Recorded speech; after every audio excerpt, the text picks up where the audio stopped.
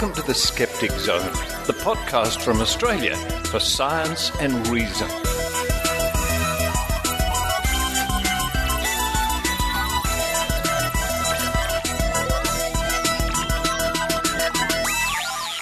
Hello and welcome to the Skeptic Zone, episode number 386 for the 13th of March 2016. 13th. Not unlucky for me. Not unlucky for anyone, unless you're having an unlucky day. Coming up on this week's show, I was not unlucky, folks. I was far from unlucky. I got to see An Evening with Alan Alda in Canberra. What a wonderful, delightful evening it was, and very informative to hear Alan Alda talk about science communication. I certainly learned a lot in the very short time he was on stage. When I say short time, it was a good performance, an hour and a half or thereabouts, but the time just flew. Anyway, I'll be discussing my thoughts and opinions and impressions and so on about the evening with Alan Alda, and I'll be playing some clips from his address to the National Press Club a day or two later, which really tie in a great deal to what the Skeptic Zone and skepticism in general tries to push or promote, or one of our or two of our philosophies. We'll get to that soon at the top of the show, An Evening with Alan Alda.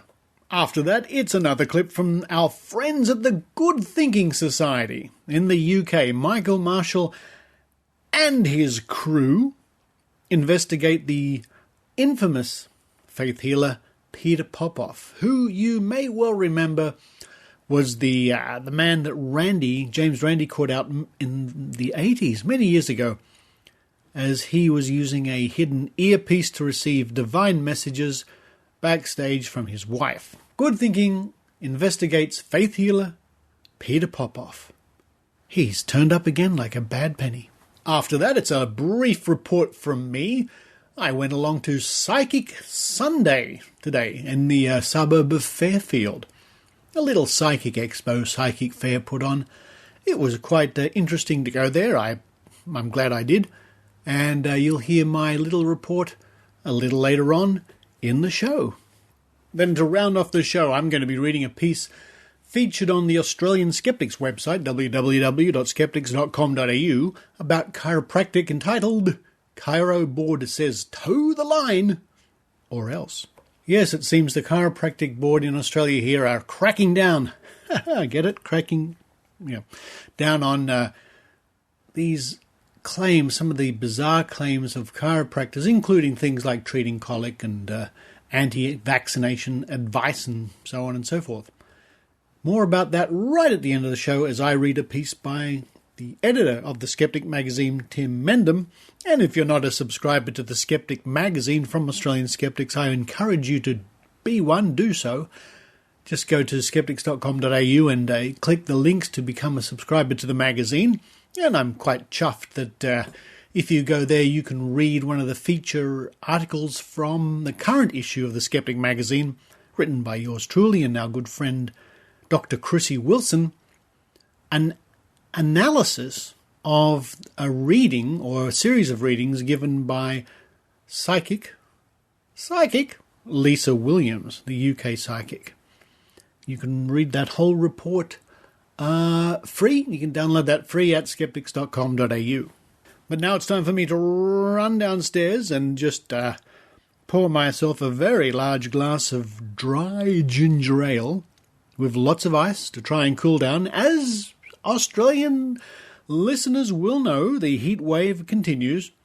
I was just looking at the TV report for the upcoming week's worth of weather, hoping that the cool change would be coming our way. It doesn't look like it. So you people in Sydney especially, and Melbourne too, I understand. Brisbane, look, anywhere in Australia just about, I sympathise. Those muggy nights where you can't get much sleep. Yeah. I blame those people in the Northern Hemisphere just hogging all the snow and ice.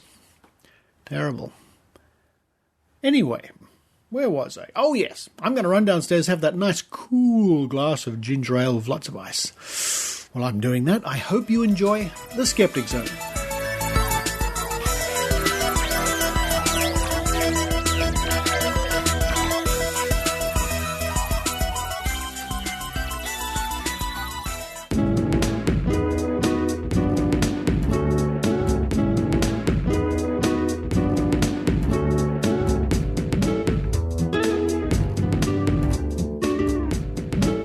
Evening with Alan Alda. On Tuesday the 8th of March, I travelled to Canberra to see An Evening with Alan Alda, sponsored by the Australian National University. For those of you who don't know, Alan Alda is better known as Hawkeye Pierce from the long-running TV show MASH, but he's also a writer and science advocate, science communicator. For many years, he was the host of the TV series Scientific American Frontiers. And I'm delighted to say that the whole series is available for you to view. I'll add a link to the show notes for this episode, or just Google Scientific American Frontiers and video, or just Scientific American Frontiers, and you'll discover the links to the videos. I particularly like the episode where he and Ray Hyman were testing water diviners. Throughout his long career, it is obvious that one of Alan Alda's passions has been science and science communication. Indeed, there is now the Alan Alda Centre for Communicating Science at Stony Brook University in New York. And from that website we read, Alan Alda, actor, director and writer, has had a lifetime interest in science. He hosted PBS Scientific American Frontiers from 1993 to 2005, an experience he has called, quote, the best thing I ever did in front of a camera, end quote. Considering his career from MASH to The West Wing on television and an array of notable movies and theatre roles, it's quite an endorsement. After interviewing hundreds of scientists, Mr. Alda became convinced that many researchers have wonderful stories to tell, but need some help in telling them. Mr. Alda played an important role in the creation of the Alan Alda Centre for Communicating Science, and has led workshops that use improvisational theatre games to help scientists communicate more directly and personally. He was the co-chair of the 2009 World Science Festival in New York City, hosted the 2010 documentary miniseries The Human Spark, and has written a play about the life of Marie Curie. An evening with Alan Alda in Canberra was a delight.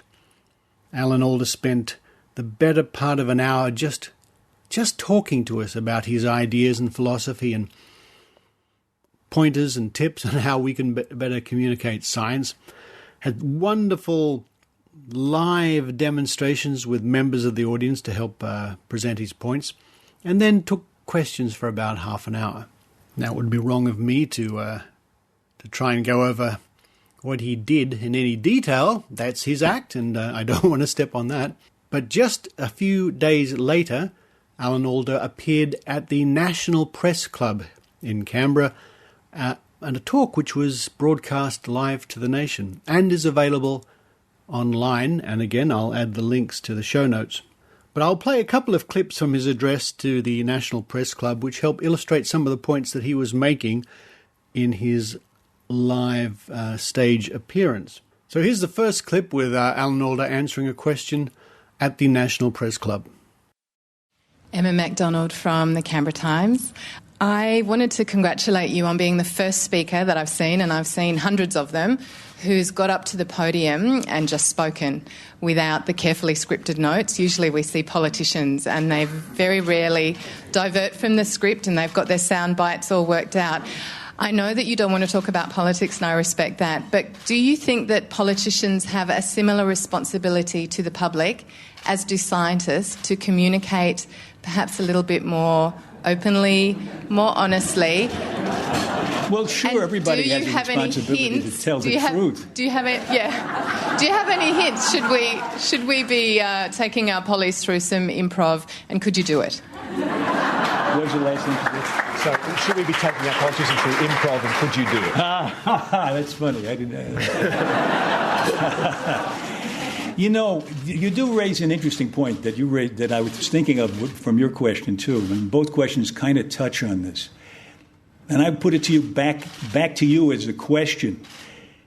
When, from your reading of the literature, or from your general reading, if you believe that science has an answer to something said by someone whose interest it is to deny the science, do you feel there's any responsibility on the part of the journalist to say, this is not the alternative view. This is one view that doesn't match up with what science has offered us. Because there's, at least in our country, there seems to be a tendency sometimes to act as if somebody says one thing and another person denies it, they both sort of have equal weight.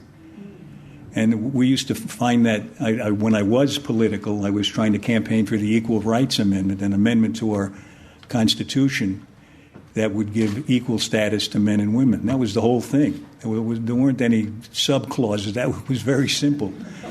And people came up with all kinds of crazy reasons why there shouldn't be an Equal Rights Amendment. And they were basically lies.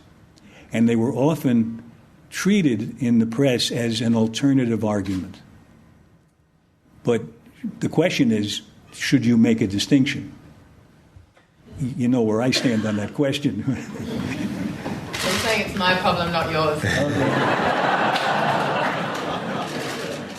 It was so good to hear Alan Alda make this point to the National Press Club, to a room full of journalists, that so often what we might call the lazy option is to simply look for dissenting opinion to well-established facts, or if something's slightly controversial, get the far lunatic fringe in to comment as if their commentary was as valid as the more or less understood science. It happens again and again. We see it when the likes of the Australian Vaccination Skeptics Network, various anti-vax groups, are given airtime and put on 1-on-1 against a vaccination scientist or something like that. So it was really good that Alan Alda addressed that point, because it's a point that keeps coming up, an issue that keeps coming up again and again. Then he responded to a question by Phil Curry of the Australian Financial Review. What I'm really interested in is, and what we do at our center, is not develop arguments for scientists with which they hope they'll win the day. But it's built on the ideas that it's very important how you say what you have to say.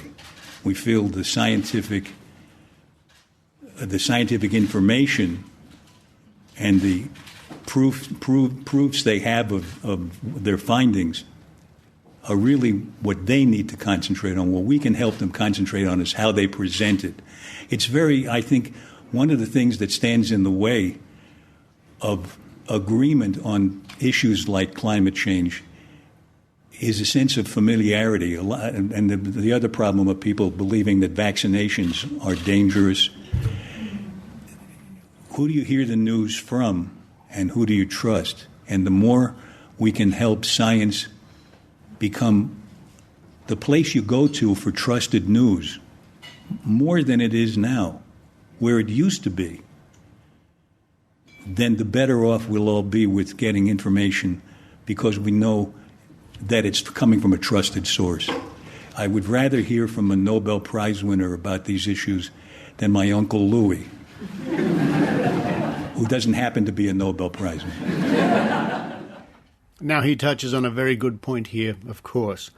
And he mentioned this in his live presentation, that people would rather trust family members, the person next door, people in their own social groups, than the experts in a particular field, especially when it comes to things like vaccination or general health tips or health news or things like this. And I'm glad he had the opportunity to put this point to the nation's press. And I notice he's been doing a lot of television and radio spots in the last couple of days. Not surprising. He's a very well-known person here in Australia due to the fact that MASH has been on repeats now for 30-plus years. And on a personal note, too, I think I owe Alan Alda a little bit of something, because when I was in high school watching episodes of MASH, I think I picked up a little bit of the character of Hawkeye Pierce, where he had all these very quick comebacks. Of course they were scripted, we know that, of course they were scripted, but there was something in that cheeky comeback and his wit that really impressed me, and sometimes I wonder if I'm channeling a little bit of Hawkeye Pierce when I give my live talks. Maybe I am. Thank you, Alan Alda. Thank you for visiting Australia, folks. A worthwhile man indeed, a great science communicator, you have the chance to go to the internet and see so much of his work, not just as an actor, but for our concerns, more importantly, as a science communicator.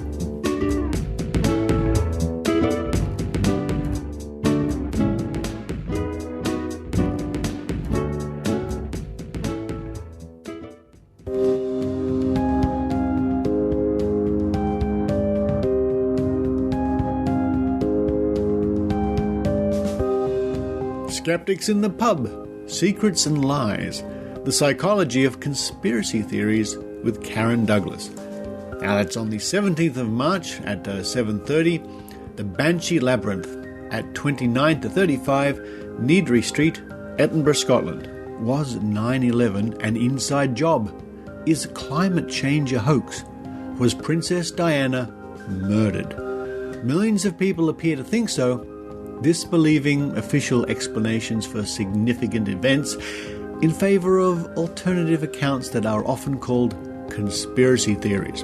In recent years, psychologists have begun to investigate what makes conspiracy theories appealing to so many people. In this talk, Professor Karen Douglas will broadly overview what psychologists have found out so far, and will discuss some of her own findings on the causes and consequences of belief in conspiracy theories. That's Skeptics in the Pub in Edinburgh, Scotland, on the 17th of March at the Banshee Labyrinth.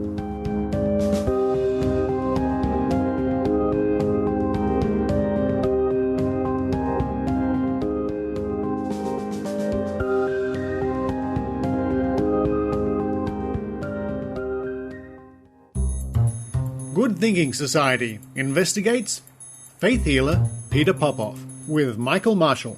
How long have you been in pain? 1 year. 1 year. Here goes. Back to the pits of hell. I've been investigating the evangelist Peter Popoff for the last 6 months, and when I witnessed this woman's chronic pain being condemned to the pits of hell, it was just the latest chapter of a bizarre story that involved Peter Popoff making miracle claims while relentlessly badgering me and his thousands of followers with letters asking for thousands of pounds. You've got cancer of the stomach? Are you ready for God to burn that cancer out? Popoff was one of the biggest televangelists of the 1980s, claiming to use his connection to God to diagnose and cure all manner of diseases. Back off, devil! Woo! Hallelujah! An investigation by rationalist James Randi showed that Popoff's miracle insights weren't coming from God, but from the earpiece Popoff used to communicate with his wife. Hello, Petey, can you hear me? If you can't, you're in trouble. Exposed as a fraud, Popoff declared bankruptcy in 1987, but almost 30 years later he's resurrected his career and is back in business using mass mailing, the internet and television to spread his gospel. God is touching hurting people around the world. And now he wants to touch you with his miracle-working power. I'm Peter Popoff. This is my precious wife, Liz. And we have seen miracle health manifestation, miracle wealth manifestation. To receive the miracle wealth Popoff promises, you have to sign up for a free sample of miracle water from his website, which is exactly what I did in March 2015. Before long, I received my miracle water, but that's not all I got. With it came a letter promising me that within weeks I'd receive up to £19,000. All I had to do was pray with Popoff and then send him an offering of £25. I was unconvinced, but a fortnight later another letter arrived, this one promising me the life of a millionaire. All I had to do was send Popoff £30 in cash or cheque within the next 5 days. The next letter told me how to cancel my debt using the debt eraser that he sent me, which was literally an eraser. I was told I needed to wear a miracle slipper and to stand on a Bible while praying. In June, I was told that it was very important I do anything necessary to send Popoff £100, promising a 100-fold return. In fact, if the devil was trying to stop me sending my £100, I should double my donation to really show him who's boss. More and more letters came, and I was sent miracle item after miracle item. Healing leaves, miracle bracelets, sawdust from the cross, even miracle salt. Each letter came with its own instructions, its own ritual, its own promises of impending wealth, and its own demand for money. But it wasn't just the letters. Popoff also sent me tickets to his personal appearance in London, where Popoff himself will be ministering to the crowd. I decided to go along, and the event saw 2,000 Popoff followers eager to experience some of his promised miracles. Audio from Popoff's London event, May 2015. Let this land be made new! I'll tell you, we've seen growths disappear, lumps disappear, and now hernias are going to disappear. Sickle cell anemia, I just believe that Dr. Jesus is going to reverse the verdicts. One healing in particular stood out, a lady whose whole body had been racked with pain for years. At the touch of Popoff's hand, she fell into a convulsive fit. How long have you been in pain? 1 year. There it goes. Back to the pit zone.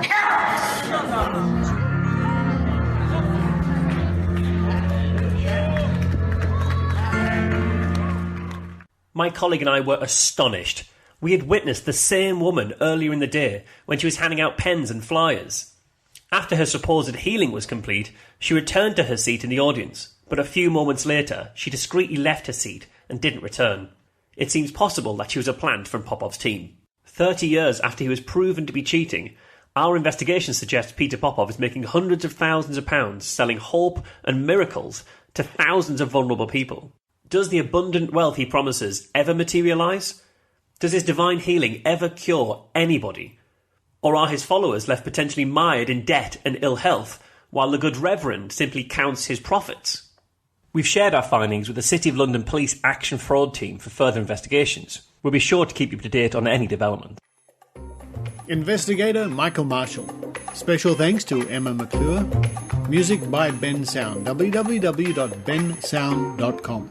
Find out more about the Good Thinking Society at goodthinkingsociety.org or Twitter at goodthinkingsoc.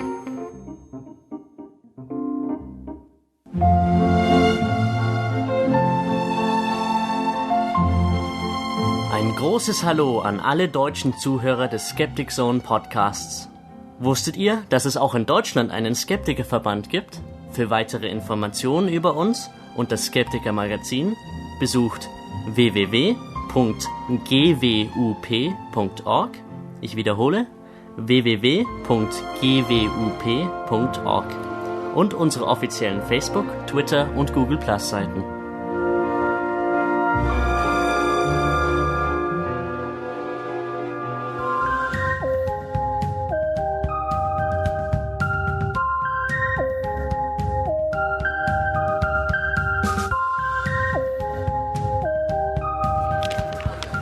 I'm walking around the Oz Paranormal and Spiritual Expo here at Fairfield, at the sort of the community centre here for historical reasons, the museum, Fairfield City Museum. Fairfield is a suburb in Western Sydney, and there's a paranormal / clairvoyant sort of fair on today. It's a little affair, if I might put it that way, with talks out here about casting spells to get rid of that naughty negative energy.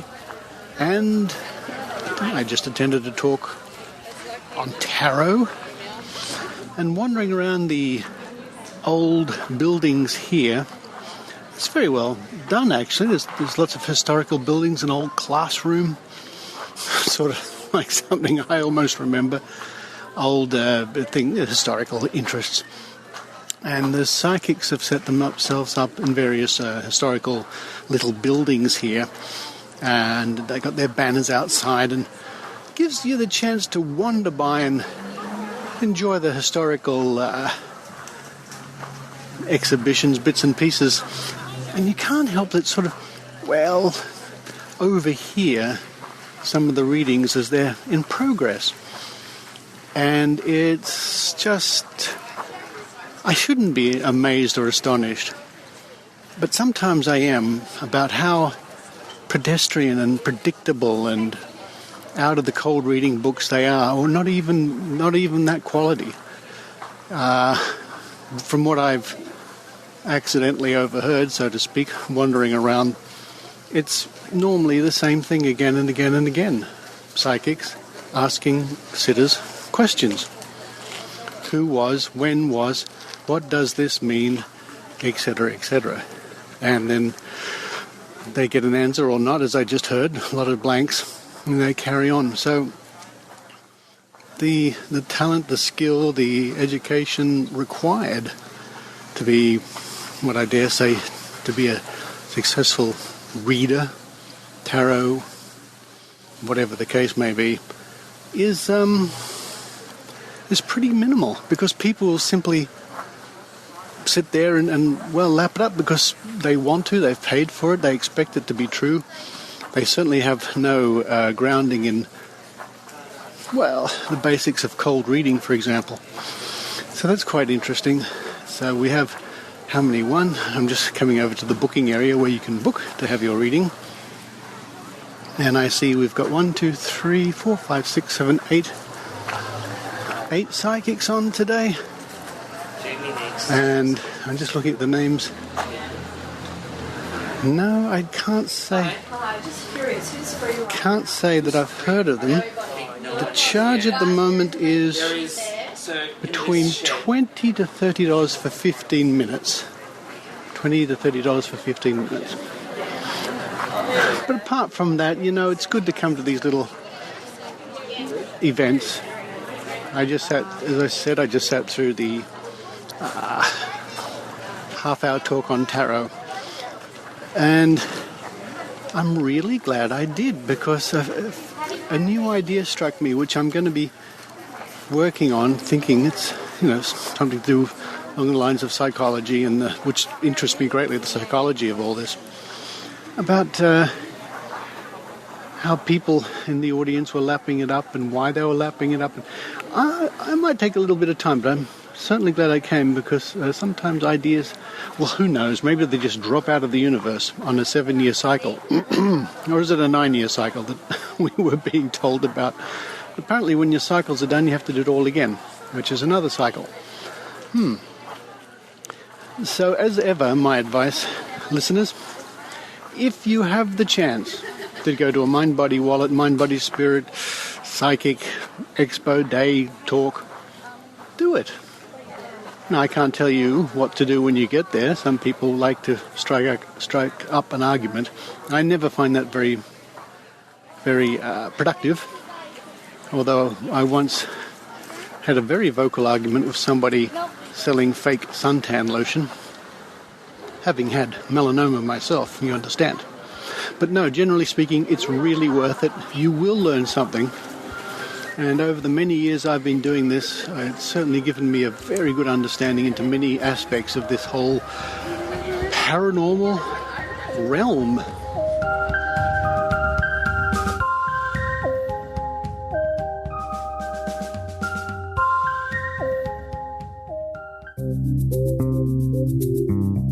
The Skeptic Magazine, the journal from Australian skeptics. Subscribe online to the world's second oldest skeptical magazine. Visit www.skeptics.com.au and click the publications link. You can also find there over 30 years of back issues free to download. The Skeptic, the magazine from Australian skeptics.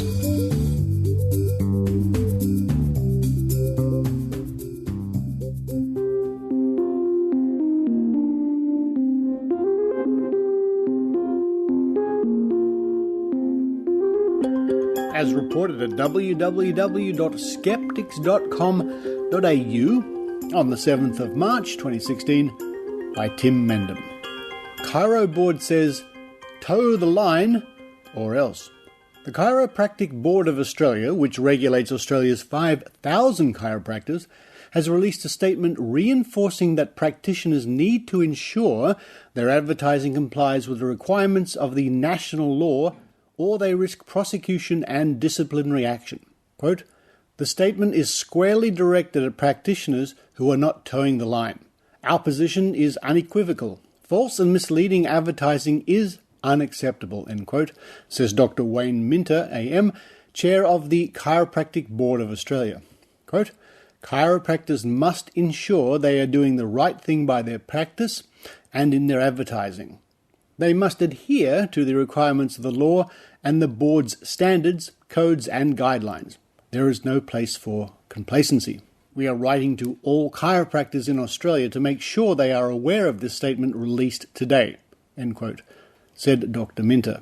The statement says that the Australian Health Practitioner Regulation Authority, AHPRA, worked closely with the board to develop the statement which, quote, "clearly outlines what is in and what is out when advertising chiropractic services," end quote.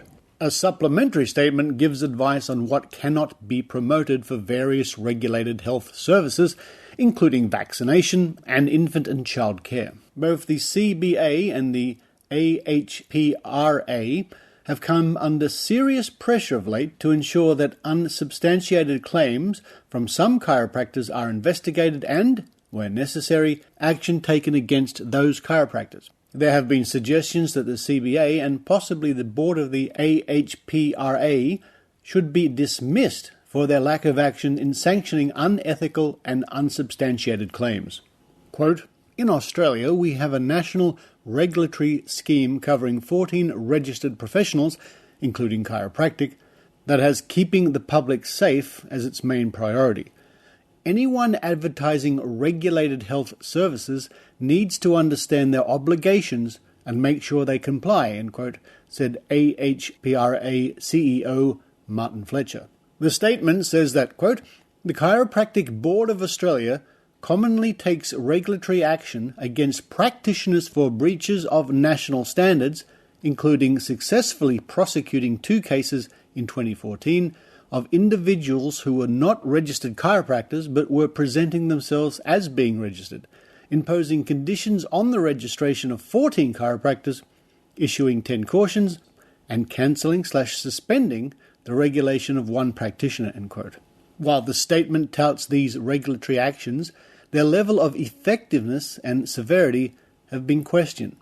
Dr. Ken Harvey, joint author of a major complaint about chiropractic advertising, says that, quote, "claims made about the alleged value of routine chiropractic care for pregnant women, newborns, babies, children and numerous medical conditions are often based on the erroneous subluxation concept.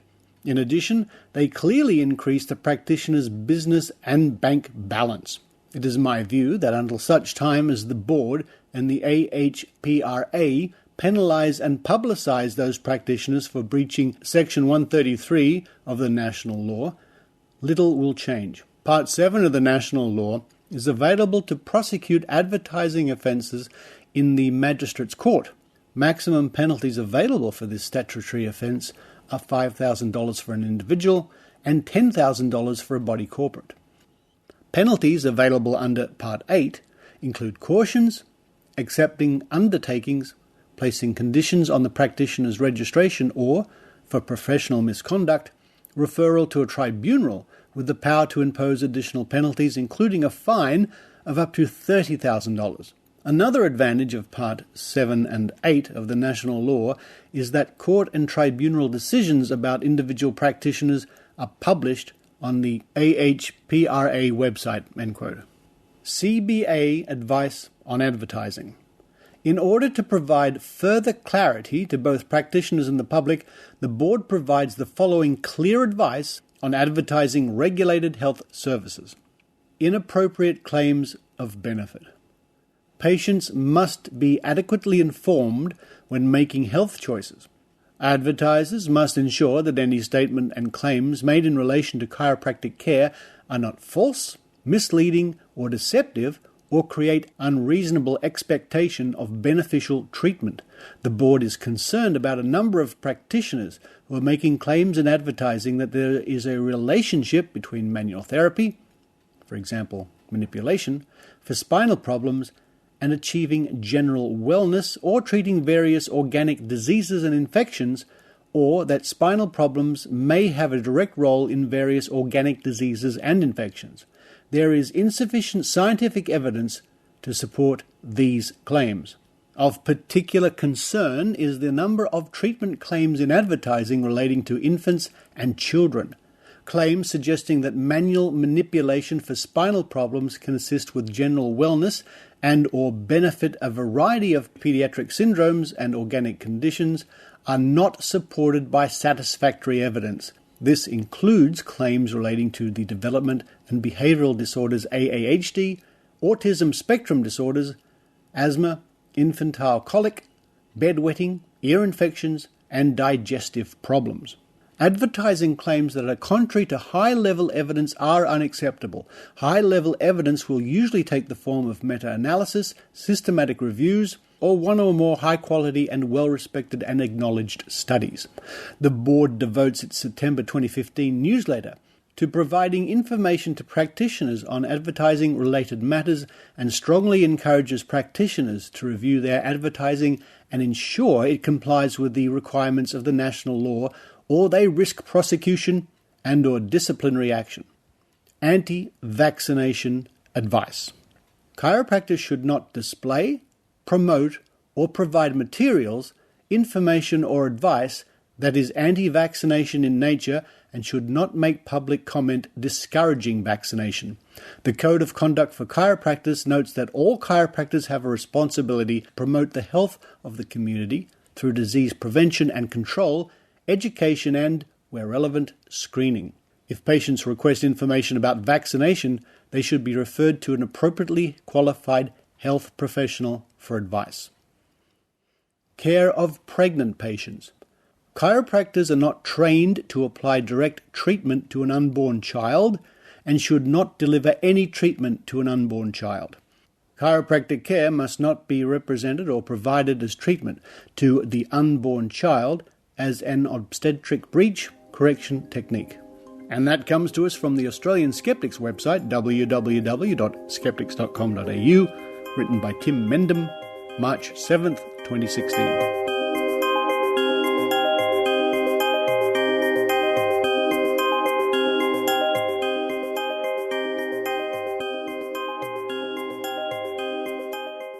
On Maynard.com.au. Bunga Bunga 24 begins as Maynard approaches the fortress of arrogance. One pushes the button and waits. Uh-oh, what's going to happen now? The fact is, Australian soap operas are really popular in Britain because they're just happier. It's sunnier. Sure, Coronation Street tries to win people over by having a cat in the opening shot of the credits, but once that cat's gone, the show's downhill from there as far as I'm concerned. Oh, yeah, you look at Neighbours and it's, oh, no, I broke my fingernail. Coronation Street, Morag, how are you? I've been okay since my cancer and my AIDS and my hair fell out. The list goes on and on. Because you're hopeless, you're ugly, you're mean, and I hate you. Just lighten up, you poms.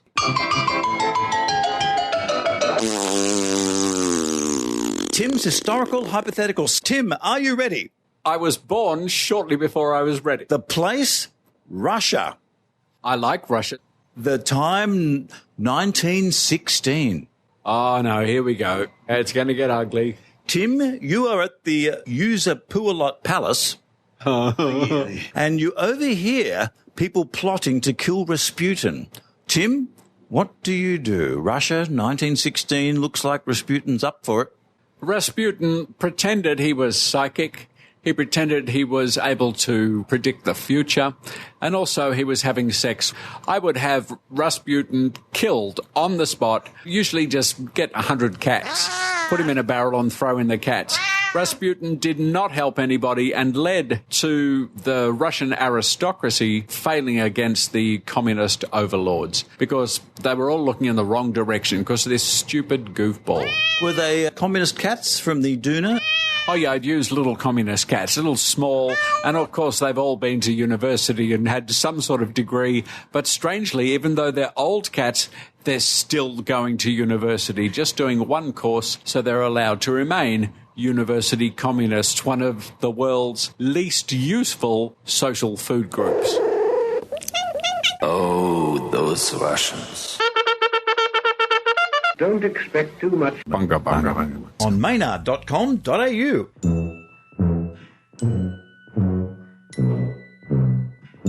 Hey, you!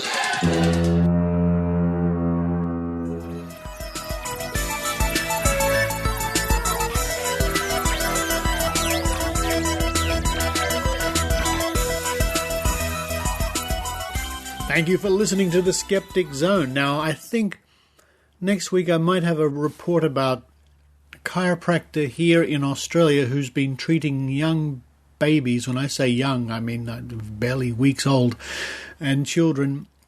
There's a series of online videos which are quite horrifying to see little babies having their backs pressed, and you hear all the popping sounds, and it sends a chill up my spine. We might look into that next week. It's very concerning. Also, don't forget, if you have a skeptical event happening around the world, don't be scared to drop me a line at skepticzone.tv. Just click the contacts link and let me know about it. I'd be happy to tell the worldwide listening audience of the Skeptic Zone. And as ever, thank you to those people who chip in less than $1 a week at skepticzone.tv via micropayments at PayPal. That's really great. It helps me keep the show going. I have the odd little bits of pieces of equipment to buy. My trip to the psychic fair today, it helped cover that. So it's a wonderful thing. If you chip in, as somebody says, it's a two-way street. If you enjoy the Skeptic Zone and you learn a lot from it, maybe you think it's worth 99 cents a week. And I do appreciate that. And so do the reporters, especially when they get new microphones. But for this week, with the leftover bit of my ginger ale and ice here. Oh, that's better. This is Richard Saunders signing off from Sydney, Australia. You've been listening to the Skeptic Zone podcast. Visit our website at www.skepticzone.tv for contacts, an archive of all episodes since 2008, and our online store. Please support the Skeptic Zone by following us on Twitter at Skeptic Zone, liking us on Facebook, and leaving a review on iTunes. You can also show your support by subscribing via PayPal for as little as 99 cents a week. The Skeptic Zone is an independent production. The views and opinions expressed on the Skeptic Zone are not necessarily those of Australian Skeptics Inc. or any other skeptical organisation.